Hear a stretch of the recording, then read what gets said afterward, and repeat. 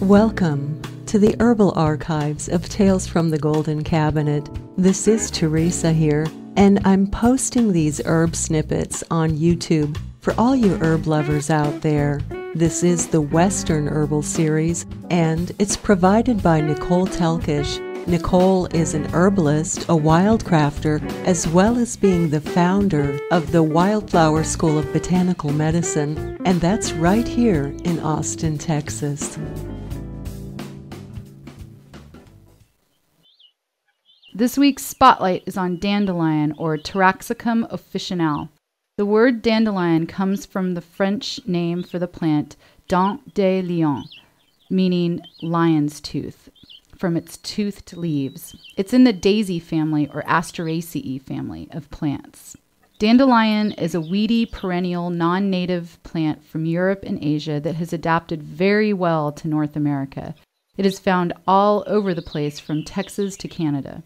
Because of its affinity to lawns, many people see it as a troublesome weed. Dandelion has what is termed a basal rosette of leaves, meaning its leaves spring out in a circle from a central location on the ground. Singular inflorescences or heads of flowers shoot up from the middle of these basal leaves on a short, hollow stalk, on what can be anywhere from 1 inch to 12 inches long, depending on how old the plant is and how much rain it receives. Central Texas seems to get the largest bloom period during February, about the same time our roses make large displays of flowers. In Central Texas, our wild dandelions are very small and really not worth harvesting unless for the flowers. Dandelions in gardens can get much bigger. In the North Country and higher, cooler elevations, dandelions can make large tuberous roots and lots of leafy greens. In Central Texas wildlands, these plants are generally not large enough to harvest for roots or greens, but if you grow them in gardens, they're best harvested in the spring when the flower goes to seed. If harvesting for the root, the plant should be at least 2 years old. Many plants that look similar to dandelion are often misidentified as the plant. Make sure you understand the lookalikes before trying to pick. Dandelion greens were most often used as a food, containing significant amounts of protein, fiber, calcium, iron, magnesium, phosphorus, potassium, beta-carotene, vitamin C, and vitamin E. There is much folklore surrounding the dandelion, including blowing the seeds off a ripened head to carry your thoughts or intent to another person. The roasted root was commonly used as a coffee substitute. Medicinally, the plant was thought of as a spring tonic to purify the blood. Dandelions were used by physicians and written about in China as early as the 7th century, and then by Middle Eastern physicians by the 9th century for everything from digestive disorders, skin problems, to inflammation in the body.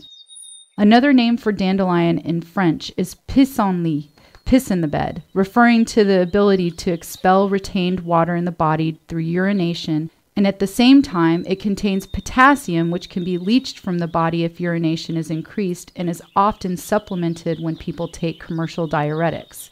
Dandelion has been used to treat everything from liver disorders, mastitis, to diabetes. The plant is considered bitter, sweet, and cooling to the body. I use it as what is termed an alterative in herbal medicine. The plant has the ability to gently shift the body back to health through the gentle cleansing action it has on the liver and kidneys. If a woman comes to me complaining of menstrual irregularities, or if someone has bad acne or other chronic skin disorders, or just wants to do a cleanse, it's usually the first plant I grab. I like to give it alone. A decoction made from the roots is a very tasty tea, especially roasted. The greens can be purchased from health food stores and added to salads. Remember the next time you see dandelion that it's more than a weed. It's a cooling cleanser to our digestive tract and a nutritious food. Thanks for joining me on this walk through the wild side. And remember, herbal medicine is a powerful healing modality. Please consult a trained clinical herbalist and/or wildcrafter to help you make the best and safest and most sustainable choices when harvesting herbs or using them medicinally.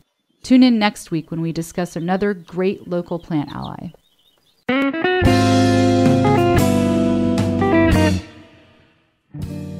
You've been listening to Nicole Telkes, and you can find her at NicoleTelkes.com.